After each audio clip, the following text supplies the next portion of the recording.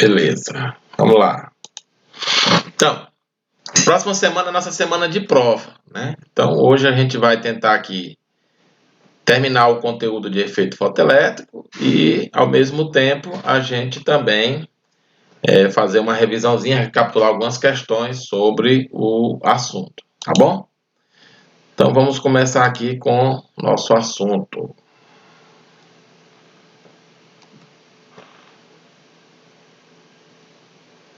Então, de acordo com o vídeo que nós falamos aí, né, sobre o efeito fotoelétrico, né, todo mundo sabe que o prêmio Nobel do Einstein não foi pela teoria da relatividade, que todo mundo acha, porque como ele é muito conhecido pela teoria da relatividade, acha que ele ganhou o prêmio Nobel pela teoria da relatividade, mas não foi, foi pela teoria do efeito fotoelétrico, certo?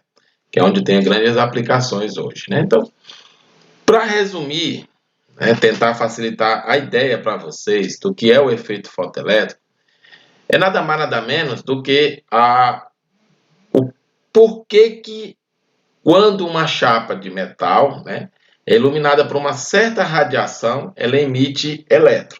Essa é a jogada, certo? Mas ela só libera esse elétron quando essa radiação tem uma certa frequência, né, a partir de uma certa frequência, de acordo com o tipo de metal que você está trabalhando. Essa é a jogada. Então, para que se explicasse esse fenômeno, o Einstein imaginou que a radiação emitida ela teria de ter uma quantidade, né, pacotada de energia que nós chamamos hoje de fóton, né? Então esse pacote de energia atingia o elétron absorvia essa energia e aí ganhava a condição de sair da superfície do metal, beleza? Então o efeito fotoelétrico ocorre a emissão de elétrons de uma placa metálica quando iluminada por uma radiação, né? E os fotoelétrons emitidos a corrente por ela gerada só existe acima de um limiar de frequência, que chama de V0 aqui, mas pode ser também F0. Independentemente da intensidade da radiação, porque a princípio, anteriormente, se achava que era a intensidade que determinava a quantidade de elétrons que saía. Não, é a frequência, é a energia obtida pelo pacote. A intensidade só aumenta o número de pacotes.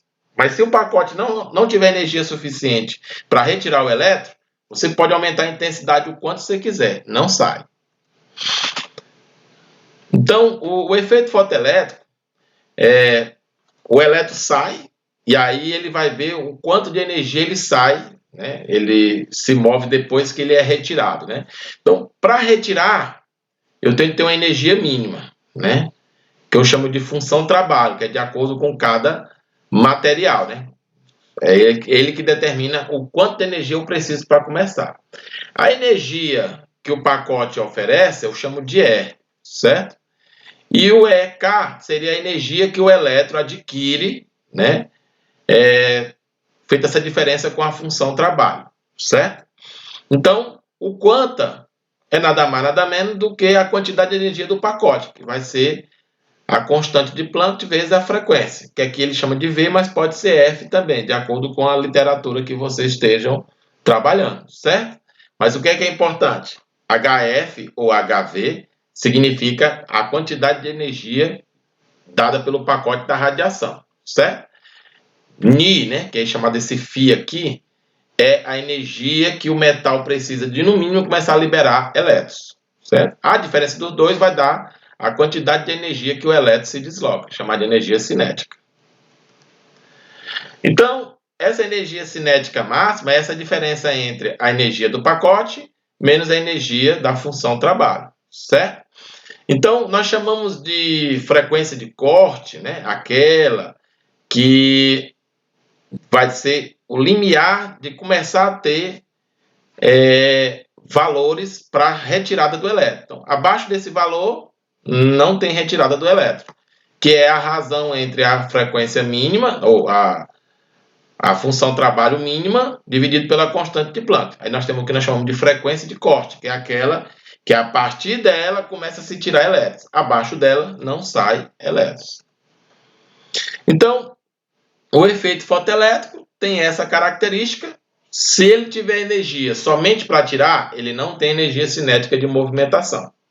Se ele tiver energia e ainda sobrar alguma coisa, aí ele tem energia para a movimentação do elétron, chamamos de energia cinética do elétron, certo? Que é acima disso, aí acima do potencial de corte, ele começa a se mover. Senão, ele só sai, mas não se move, não tem corrente, por assim dizer. O efeito fotoelétrico, né, ele é independentemente da intensidade da radiação, certo? Não depende da intensidade, só depende da frequência para determinar um valor de corrente aí estabelecida para o sistema. Então, o fóton, né, a partir do conceito de quanta, né, que é a energia HF ou HV, da fórmula lá da energia relativística, né, com massa de repouso m0. Podemos escrever que a energia, né, aí você tem aqui o momento de inércia, que chamamos de P, apesar que a gente não vai usar muito essas informações, mas eu vou falar aqui para vocês, né? Então, a constante vezes a frequência também é igual ao momento de inércia vezes a velocidade da luz. Portanto, é o chamado momento linear, certo? Isso aqui é usado bastante lá no efeito cômputo, né? No efeito cômputo, que também a gente não vai trabalhar na prova, né? Mas é bom a gente falar sobre isso aí. Então, vamos aqui para dois probleminhas aqui para nós começarmos a trabalhar. Então, numa experiência, o efeito fotoelétrico, onde utilizamos a luz monocromática e um fotocatodo, né, que é aquele que capta de sódio, encontramos um potencial de corte de 1,85 eletrovolts, né? Para um comprimento de onda de 300 angstroms, né, que é 10 a menos 8 metros, e de 0,82 eletrovolts. Né? Para um comprimento de onda com 4.000 angstroms. Né? Destes dados, determine o valor da constante de Planck, né, que é um valor conhecido, a função trabalho do sódio e o comprimento de onda do sódio. Então, vamos lá. Para a letra A e B. Então, você vai ter aí que a constante de Planck, né, fazendo as substituições, você vai ter que o H vai ser 1,85 eletrovolts menos 0,82 eletrovolts dividido pela velocidade da luz vezes a diferença entre os valores aí dos comprimentos, né? 3,10 a menos 1 e menos 4 a menos 1. Todos multiplicados por 10 a 7. É que vai dar 10 a menos 7 no caso. Então, fazendo aí as contas, vamos encontrar o valor aí da constante de Planck de 4,136, 10 a menos 15 eletrovolts vezes segundo, certo? E a função trabalho, usando a mesma relação, mesmo conceito, né? Função trabalho HC sobre lambda, menos o eletrovolts inicial. Então, você vai ter aí o valor de aproximadamente 2,28 eletrovolts.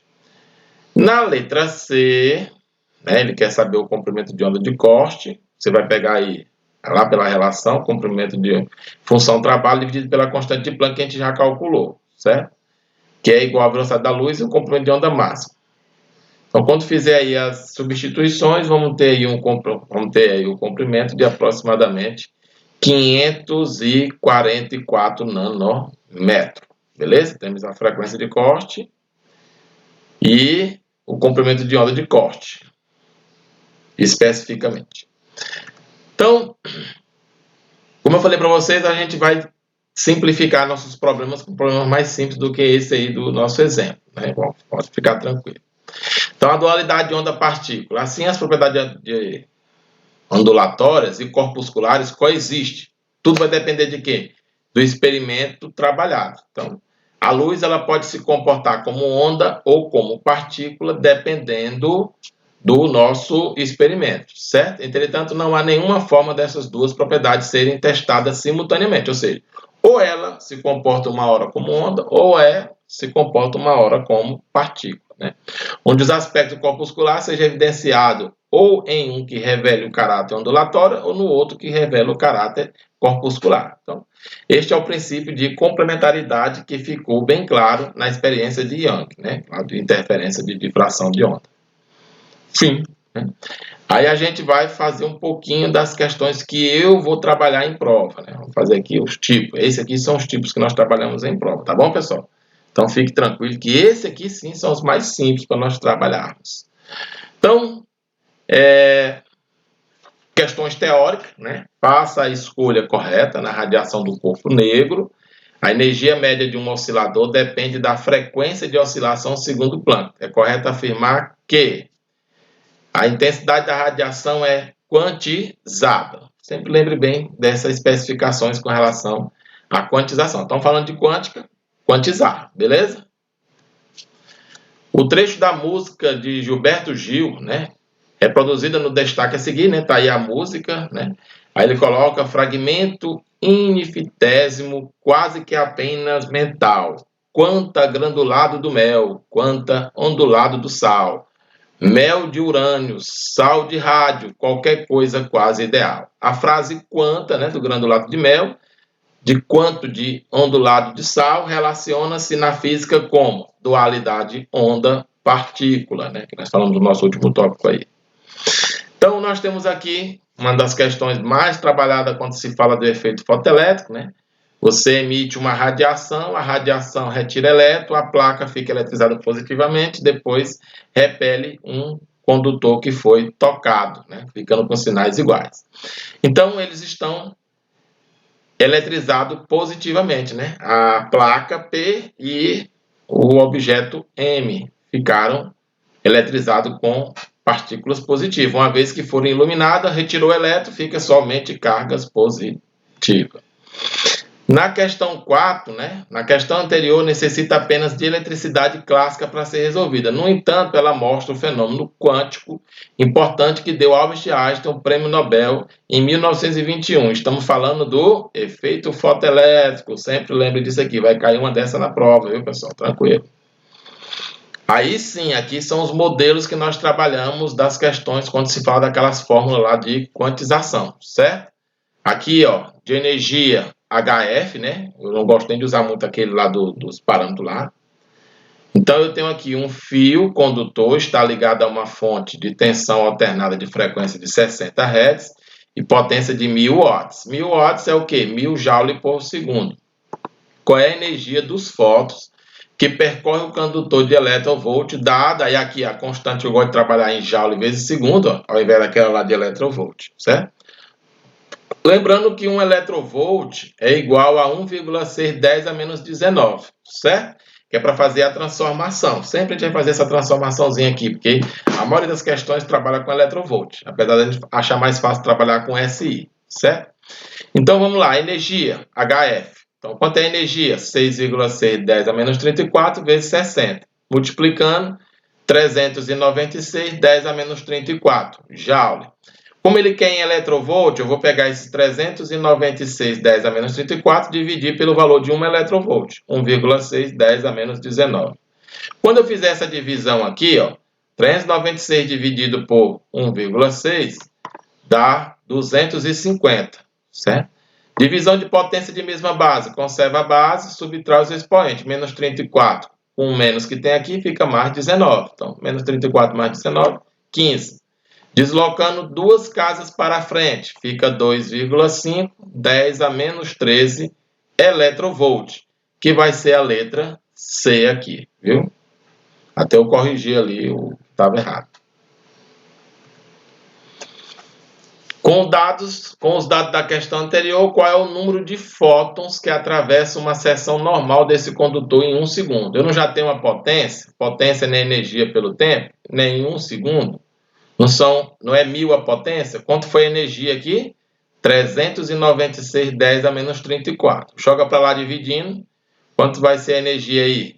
Você vai pegar e fazer essa divisão, né? De 1000 dividido por 396, 10 a menos 34. Vai para cima, né?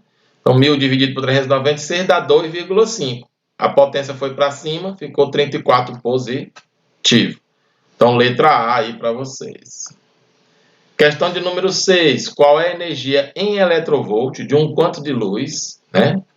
Ele dá 450 nanômetros. Lembrando que o nano é 10 a menos 9.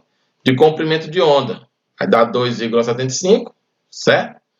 Então, aqui você vai fazer as substituições, né? Eu vou trocar aqui o HC sobre lambda, que já tem os termos todos aqui já para substituição. Então, a constante, conhecido, velocidade da luz, conhecido, e o comprimento de onda de 450, 10 a menos 9.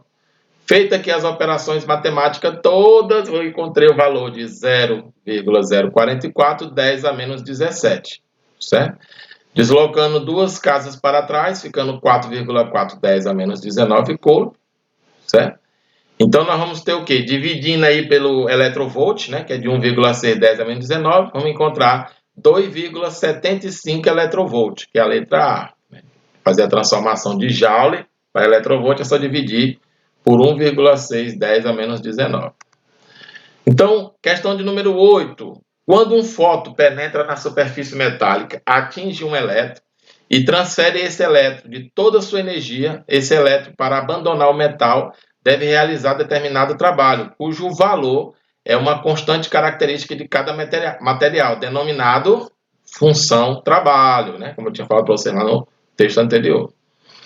Questão de número 9.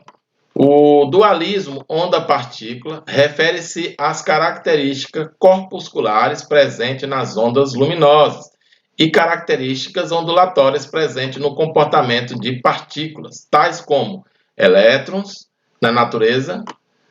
Mostra-se que características corpusculares e ondulatórias não são antagônicas, mas sim complementares. Dentre os fenômenos listados, o único que não está relacionado com a dualidade onda-partícula é...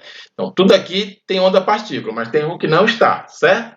Efeito fotoelétrico, sim. Ionização do átomo, sim. Difração dos elétrons, sim. Rompimento de ligação, sim. Mas esse aqui não tem nada a ver com a dualidade. Propagação no vácuo de ondas de rádio de frequência média.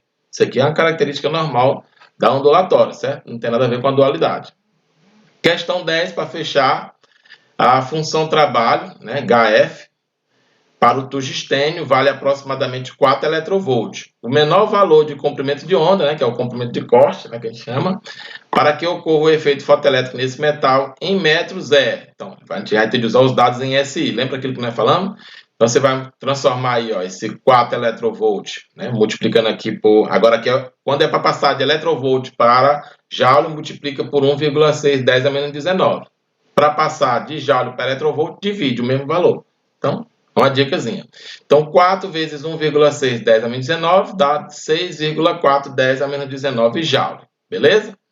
Então, agora aqui nós vamos fazer o quê? Nós vamos pegar aqui a energia HC sobre lambda, que ele quer saber da energia de corte. Então, bota aqui no lugar da energia e leva o comprimento de corte para lá. Então, você vai pegar, quem é o HC? 6,610 menos 34, está no SI. 310 a 8 está no SI. E esse aqui que nós já passamos para o SI, 6,64, 10 a menos 19.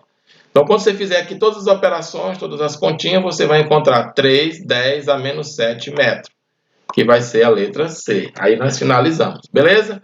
Então, basicamente, esse é o nosso final.